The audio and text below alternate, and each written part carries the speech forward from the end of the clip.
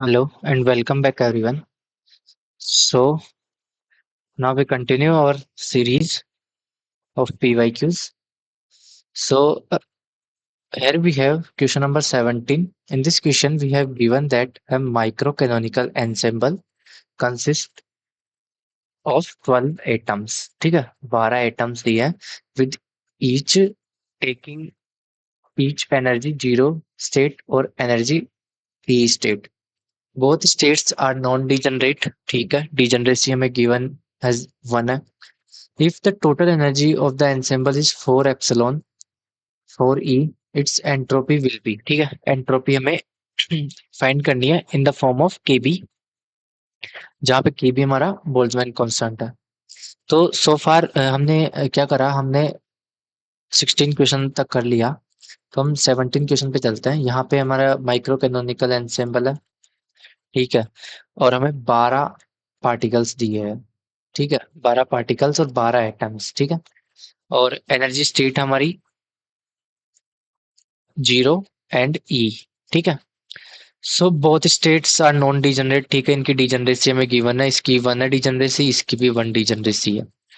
और total energy जो आनी चाहिए सिस्टम की, टोटल एनर्जी वो है वो 4 ई. सॉरी टोटल एनर्जी है वो है 4 टाइम्स ई. ठीक है इतनी एनर्जी चाहिए हमें.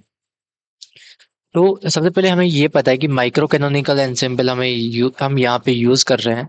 तो माइक्रो कैनोनिकल एंसेम्बल में जो पार्टिकल्स है वो classical particles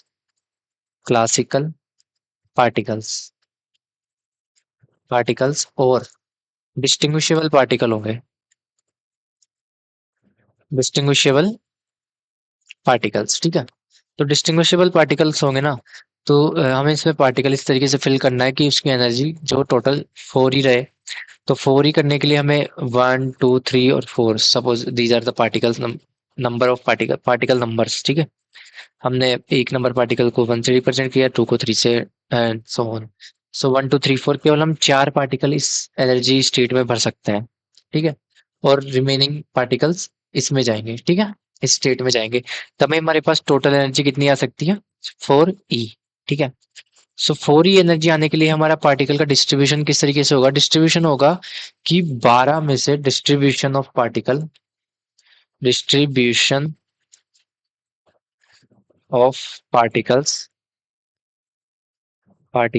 to get total energy is equal to. ठीक है टोटल एनर्जी हमारी कित कित 4 ई. ठीक है तो उसके अकॉर्डिंग हमारा डिस्ट्रीब्यूशन 4 ई एनर्जी होने के लिए हमारा डिस्ट्रीब्यूशन होगा 12C4. ठीक है 12 में से हम 4 एटम्स ही केवल अपर स्टेट में फिल कर सकते हैं, तभी हम जाके हमारी एनर्जी ज्यादा आएगी. Sorry sorry for that. ठीक है तभी हमारी एनर्जी 4 ई आएगी. अदरवाइज अगर हम कम करेंगे तो 3 ई 2 ई 1 ई एंड ज्यादा करेंगे तो 5 ई एंड सो ऑन. तो इस तरीके से हमारे पास ओनली ये इस तरीके इतने ही पॉसिबल स्टेट्स होंगे जिसमें हमारी एनर्जी इतनी आएगी. तो नंबर ऑफ माइक्रो स्टेट्स हमारे पास आ गई. सो माइक्रो स्टेट्स जो होगी हमारे पास ओमेगा, वो होगी हमारे पास 12C4. और 12C4 को हम कैसे देख सकते हैं, इसकी जो वैल्यू आएगी factorial 12 upon factorial 4 factorial 12 minus 4, इस तरीके से हम लिख सकते हैं इसको. और इसकी वैल्यू कैलकुलेट करने पे हमारे यहाँ पास आएगी 495. ठीक है सो फैक्टोरियल 4 को, क्योंकि हमें एनसीआर पता है, NCR factorial N upon factorial N minus R factorial R. ठीक है इस तरीके से हम खोलते हैं. ठीक है एनसीआर को तो उसी तरीके से खोलेंगे तो 495 वैल्यूज आएंगी.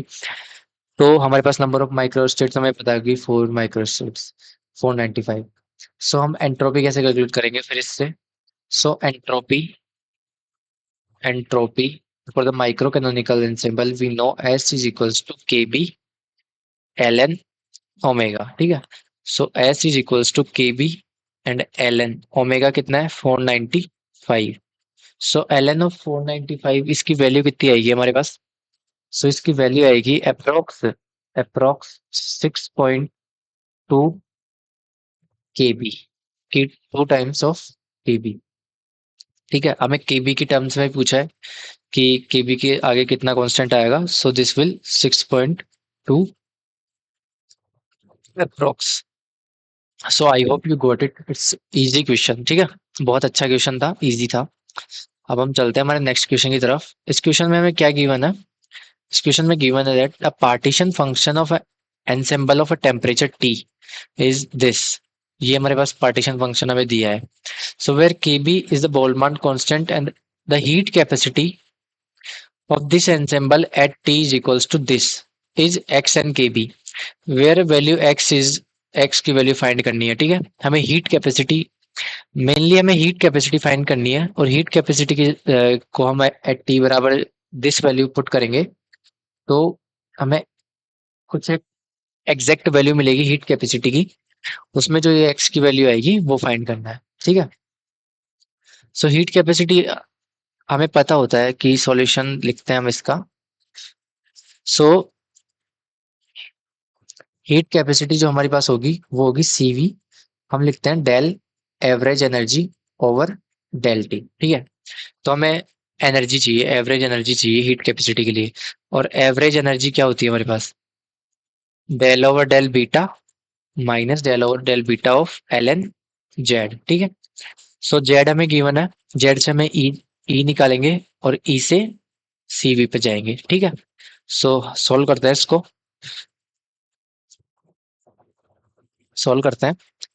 सो average energy E is equals to minus del over del beta of L N Z की वैल्यू क्या है? 2 cos हाइपरबोलिक E ओवर के बी टी की पावर n। ठीक है, सो log के ऊपर पावर है तो पावर आगे आ जाती है और n as a constant behave करेगा यहाँ पे बीटा की रिस्पेक्ट में, तो n बाहर आ जाएगा।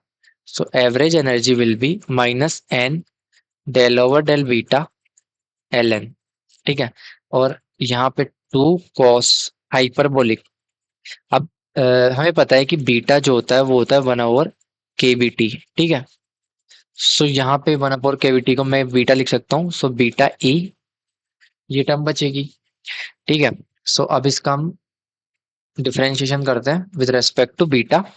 सो माइनस एन लोग का डिफरेंशिएशन करेंगे तो 1/2 कोस हाइपरबोलिक बीटा ई। ठीक है, एंड अब अपर टर्म का करेंगे, सो 2 sine hyperbolic beta E and इसकी रिस्पेक्ट में कर रहे हैं हम, बीटा की रिस्पेक्ट में करेंगे।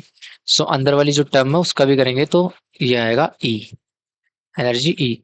सो average energy is equals to minus N E and 2 sin on 2 cos this is equals to 10 hyperbolic beta E. ठीक है, सो ये मेरे पास एग्जैक्ट एनर्जी आ जाएगी। एनर्जी आ गई तो अब हमें क्या चाहिए? एनर्जी आने के बाद हमें चाहिए सीवी।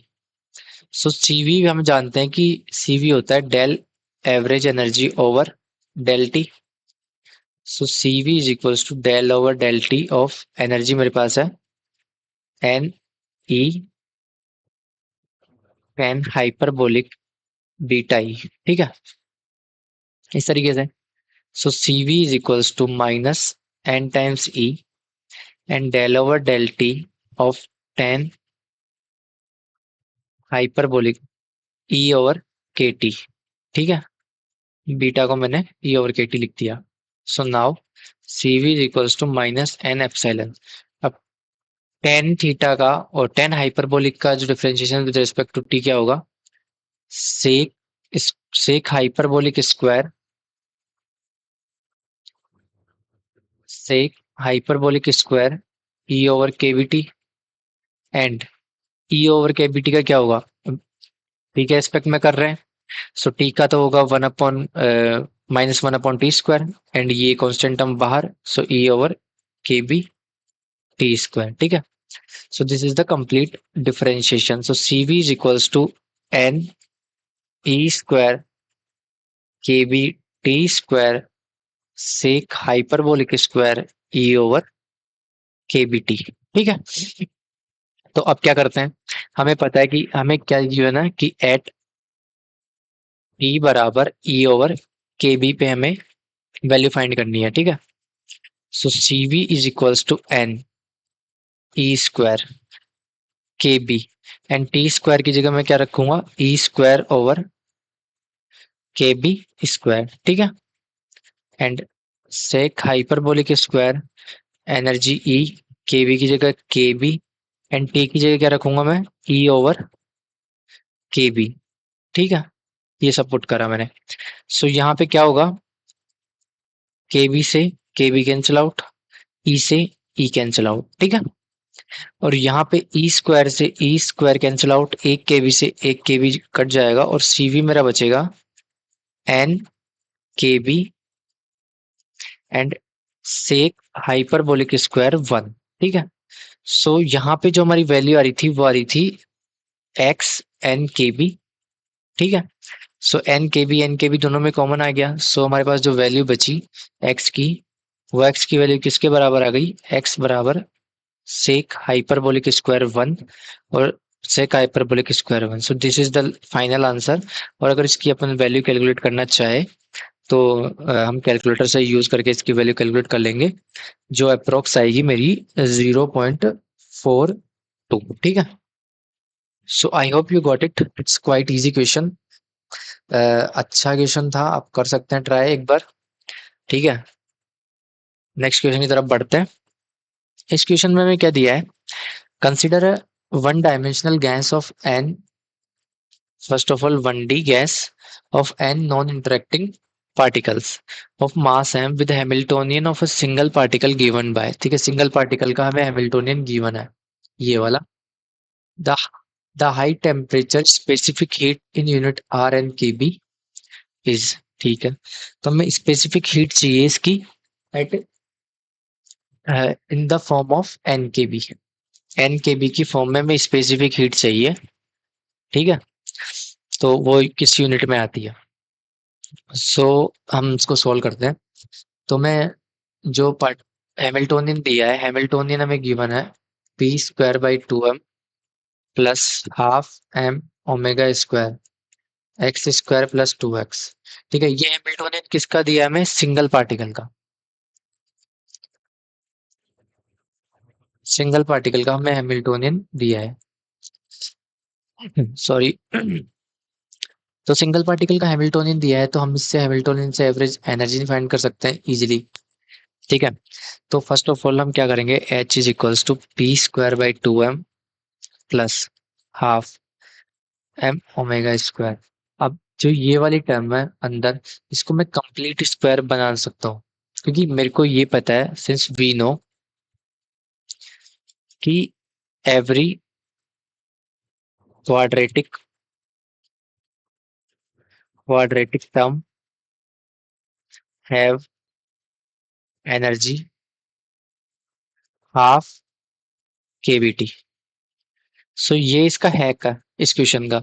सो हर एक क्वाड्रेटिक टर्म होगी ना, उसकी average energy half K T होगी, तो इसमें इसकी क्वाड्रेटिक टर्म बना सकता हूँ। तो मैं क्या करता हूँ, उसमें x square plus two x मैं एक ऐड कर देता हूँ, एक सब्ट्रैक्ट कर देता हूँ, ठीक है। तो फाइनली ये क्या बन जाएगा, P square by two M plus half M omega square, और ये टर्म हो जाएगी यहाँ से यहाँ तक। अगर हम इसको लेके चले यहाँ से, सॉरी, यहाँ से यहाँ तक, तो ये टर्म हो जाएगी मेरी एक्स प्लस वन का होल स्क्वायर, ठीक है, and minus half M omega square, ठीक है। सो ये मेरी फाइनल टर्म बन गई, ठीक है। तो यहाँ पे ये क्वाड्रेटिक टर्म है मोमेंटम स्पेस में, ये पोजीशन स्पेस में क्वाड्रेटिक टर्म है, लेकिन ये एक कांस्टेंट टर्म है, ठीक है। ये कांस्टेंट टर्म है, ये कांस्टेंट टर्म जो होगी, दिस इज कांस्टेंट, ये कांस्टेंट टर्म है, इसका जो कंट्रीब्यूशन होगा, कंट्रीब्यूशन इन सीवी, ठीक है, और इन एनर्जी, इन एनर्जी ई, वो होगा मेरा जीरो, ठीक है। इसका कंट्रीब्यूशन जीरो होगा, सो मेरे पास जो एनर्जी निकल के आएगी इसकी, वो आएगी हाफ के टी। ठीक है, average energy is equals to half K T. इसके लिए हाफ के टी एंड इसके लिए हाफ के टी। ठीक है, सो टोटल एनर्जी आ जाएगी के टी। टोटल एनर्जी मेरी के टी आ गई। सो ये है for single particle, for single particle. मेरे को चाहिए यहाँ पे है N non interacting particle. So for N particle, N particle average energy जो होगी वो हो जाएगी N times K B T. ठीक है, अब मेरे को चाहिए क्या, C V, heat capacity, specific heat. Specific heat is equals to C V is equals to del over del T of average energy E. Sorry, so del over del T of N K B T. So N constant, K B constant, T के साथ respective, T के respect में differentiation होगा। So मेरे पास जो term बचेगी वो बचेगी एन के बी। ठीक है, एन के बी टर्म बचेगी। यहाँ जो आर है वो आर दे रखा है मेरे को, आर एन के बी। सो अगर हम दोनों को कंपेयर करेंगे, सो यहाँ पे अगर मैं कुछ कांस्टेंट मानू एक्स, तो उस एक्स की वैल्यू क्या आ जाएगी, वन। ठीक है, सो उस टर्म में चाहिए in unit of N K B. N K B की यूनिट में मेरे पास ओनली वन बच रहा है यहाँ पे। सो this is one answer. So I hope you got it. ऐसा क्वेश्चन हमने पहले भी कर लिया, इजी क्वेश्चन है। ठीक है, सो अगले क्वेश्चन की तरफ बढ़ते हैं। Question number 20। सो इस क्वेश्चन में क्या दे रखा है, consider two systems A and B each having two distinguishable particle. Okay, distinguishable particle दे रखे हैं। ठीक है, in both the system each particle can exist in the state with energies this unit with equal probability. ठीक है, equal probability है और कोई सी भी इन गिवन चार स्टेट में से कोई सी भी स्टेट में जा सकता है। The total energy of the combination of the system is 5 unit. ठीक है, सो टोटल जो कॉम्बिनेशन बनेगा ए प्लस बी, उसकी 5 यूनिट एनर्जी होनी चाहिए। Assuming that system A has energy 3 unit and B has energy 2 unit, तो 3 और 2 5 हो जाएगा। ठीक है, so the entropy of the combination of the system is K B L N omega. ठीक है, तो हमें K B L N lambda, so हमें लैम्बडा की वैल्यू फाइंड करनी है। ठीक है,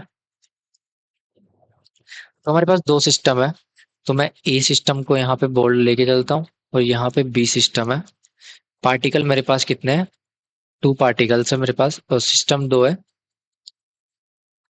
और 2 पार्टिकल्स है। So this one, this, this and this, 4 state है मेरे पास। एंड स्टेट कैसे दे रखी है, 0 1 2 and 3। Similar 4 state B system में है।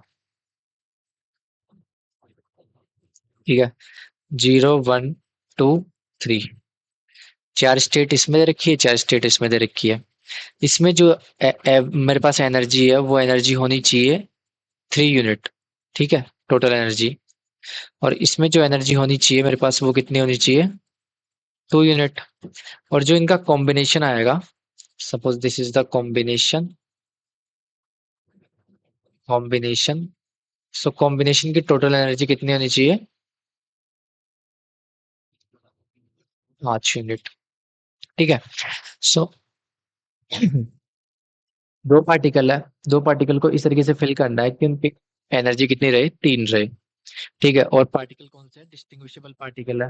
तो सपोज मैं एक पार्टिकल को स्मॉल ए मान लेता हूँ और एक को स्मॉल बी मान लेता हूँ। ठीक है, तो तीन टोटल एनर्जी 3 करनी है मेरे को, तो एक मैं स्मॉल ए इसमें भर दूंगा, कैपिट स्मॉल बी इसमें भर दूंगा। ठीक है, एंड दूसरी पॉसिबिलिटी क्या हो जाएगी, स्मॉल ए इसमें हो चला जाएगा, बी इसमें आ जाएगा। क्योंकि डिस्टिंग्विशेबल पार्टिकल है, हमें ये पता है कि कौन सी स्टेट में कौन सा पार्टिकल जा रहा है, तो ये आपस में भी स्विच होंगे। ठीक है, उसके अलावा सपोज एक पार्टिकल मेरा ए इसमें गया तो बी इसमें जाएगा, तो भी कॉम्बिनेशन की टोटल एनर्जी 3 आ जाएगी। और एक पार्टिकल अगर मैं ए इसमें भर दूं, बी इसमें भर दूं, तो भी 4 आ जाएगी और 3 आ जाएगी। ठीक है, टोटल एनर्जी।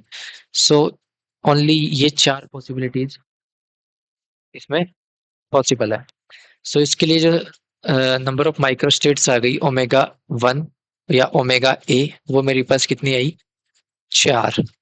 ठीक है। अब बढ़ते हैं इसमें, बी वाली में फिल करते हैं पार्टिकल्स। सो इसमें हम फिल करेंगे तो हमारे पास टोटल एनर्जी आनी चाहिए 2।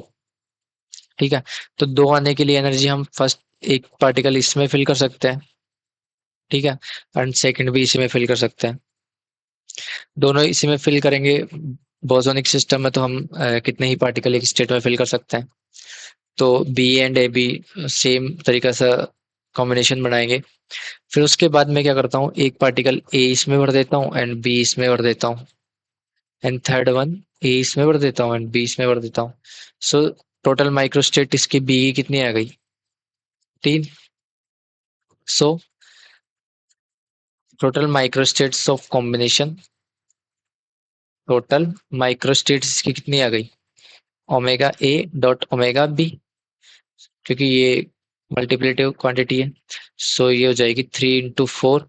सो ओमेगा कितनी हो जाएगी? 12। अब हमें पता है कि we know by the entropy S, S is equals to K B L N omega. So S is equals to K B L N 12। ठीक है। और एंट्रोपी हमें किस फॉर्म में देखी है? K B L N lambda by comparing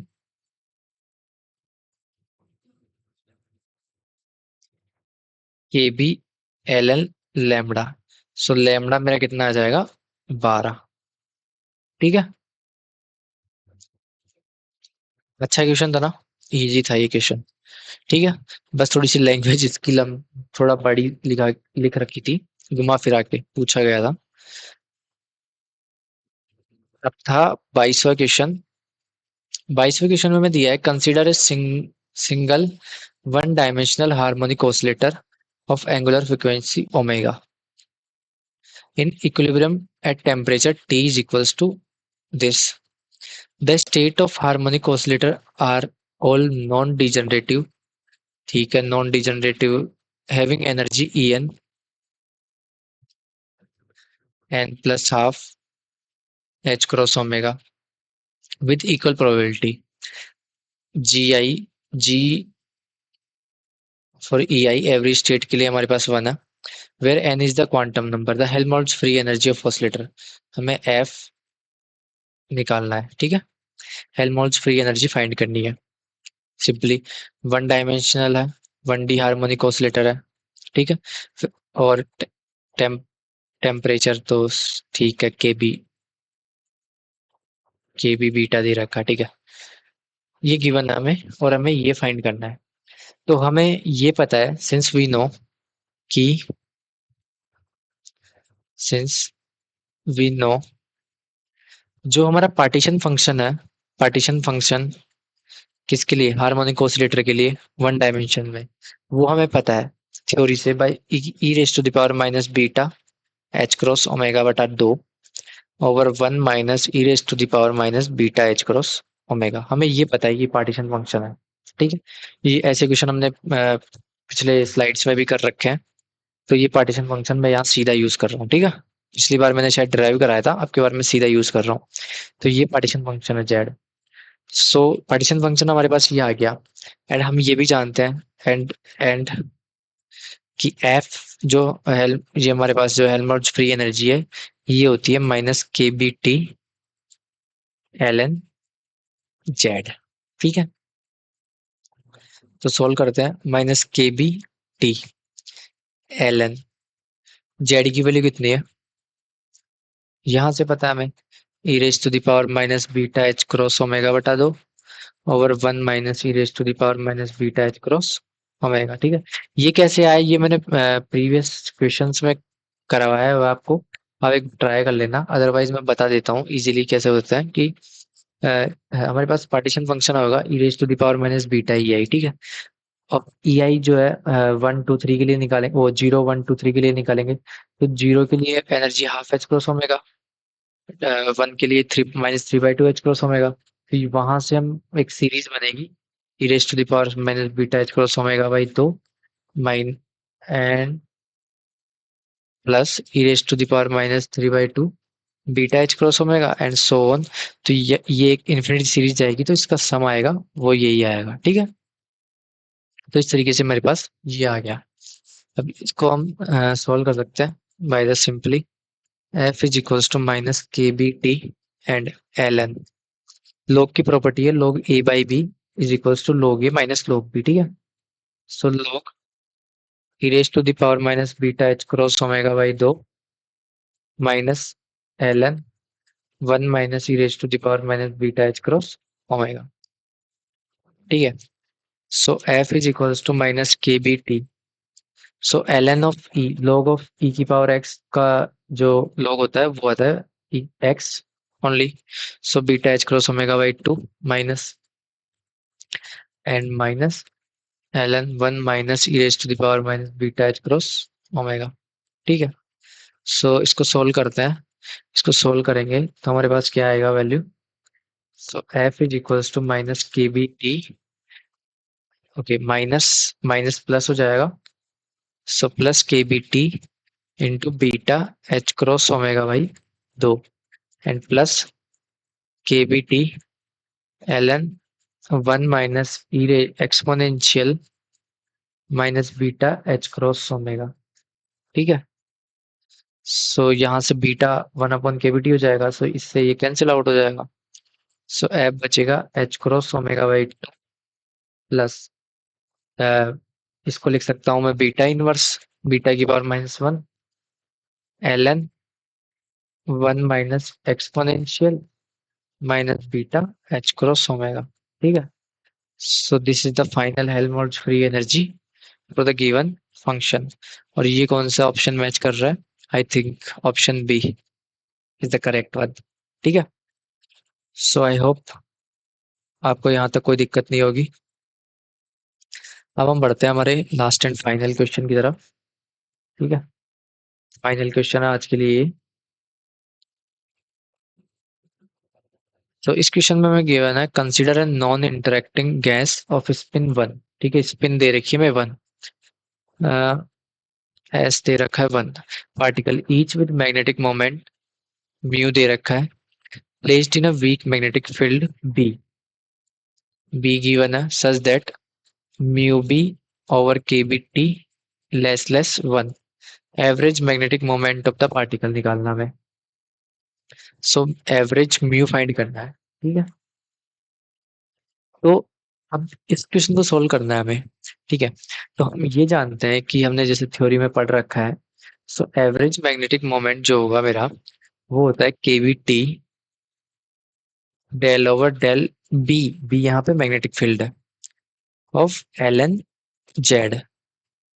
और ये किसके इक्वल होता है? और ये इक्वल होता है minus del over del B, वही मैग्नेटिक फील्ड और हेल्महोल्ट्ज फ्री एनर्जी। ठीक है, इसको इक्वेशन 1 मान लो, ये होता है। अब हमें जेड फाइंड करना है। जेड क्या है? Partition function. यहाँ इसके लिए हमें पार्टीशन फंक्शन फाइंड करना है। ठीक है, सो पार्टीशन फंक्शन फाइंड करने के लिए हमें ये पता है कि z is equals to summation i g i e raise to the power minus beta e i. ये पार्टीशन फंक्शन होता है। ठीक है, अब हमें गिवन है एस बराबर 1।